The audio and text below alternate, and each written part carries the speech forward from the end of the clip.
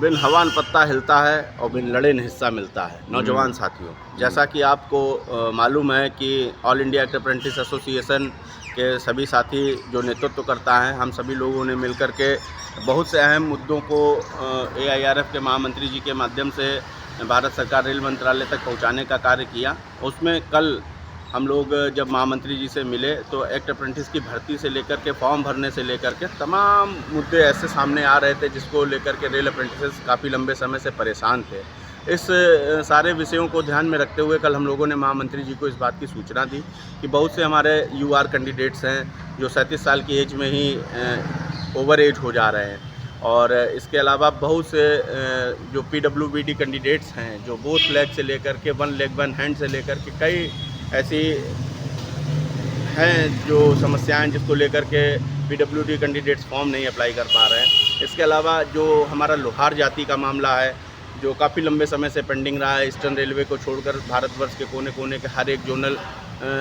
Departments में rail apprentice join हो चुके हैं, परंतु ईस्टर्न रेलवे जो है बदमाशी करता रहा और हम लोगों का समायोजन नहीं कराया। तो लोहार जाति के मामले को लेकर के भी हम लोगों की चर्चा एक विशेष चर्चा रही है। आशा है कि जिस तरीके से हम लोगों ने अपनी बात को रखा है और जिस हिसाब से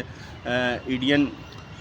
रविंदर सर को हम लोगों की बात समझ में आई है, उस हिसाब से कोई न कोई कार्रवाई जल्द से जल्द और तुरंत होने की संभावनाएं बन रही हैं। इसके अलावा आपको बताना चाहूँगा कि जो एज रिलैक्सेशन का मामला है, और एज रिलैक्सेशन के मामले में 21 जून 2016 को हम लोगों को 20% का रिजर्वेशन मिला था।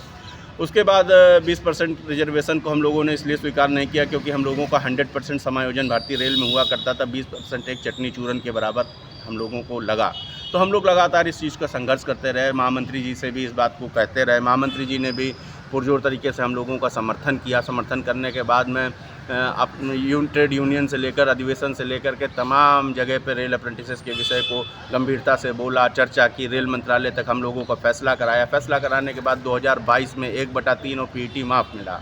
1/3 PET माफ़ होने से करीबन 10,000 से अधिक रेल अप्रेंटिस साथी रेल में समायोजित भी हुए, और कुछ साथी हमारे समायोजित नहीं हो पाए थे जो अभी इस बार फॉर्म भरने में जिनको ITI के बाद 1 साल अप्रेंटिस करने पर 1 साल की छूट मिल रही, 36 और प्लस 1 37 साल जो ओवर एज का शिकार हो रहे हैं, उन लोगों के विषय को लेकर के हम लोगों ने एज रिलैक्सेशन की मांग की है। एज रिलैक्सेशन में भी आशा है कि हम लोगों की बात को गंभीरता से सुना और समझा जाएगा, और जल्द ही कोई अगली मीटिंग में इस पर फैसला भी ले लिया जाएगा। और आप सभी साथियों से मैं इस बात को कहना चाहता हूँ और हमेशा ही कहता हूँ कि अगर हम लोग संगठित रहेंगे, अगर हम लोग संगठित होकर के एक